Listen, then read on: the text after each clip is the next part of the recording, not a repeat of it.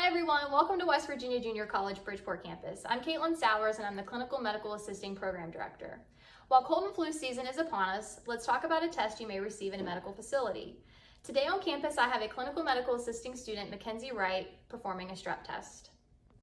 I'm McKenzie Wright, and today I have my patient, Kelly Middleton, and we are going to be doing a strep test. So here I have my sterile swab. I'm going to go ahead and open that. I'm going to swab her tonsils.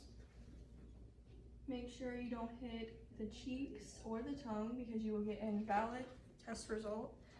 Then I'm going to place it in the cassette. Then crack my solution. Then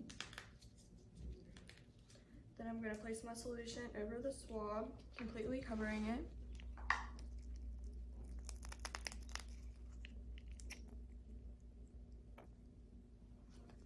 And then we'll get a result in about 5 minutes.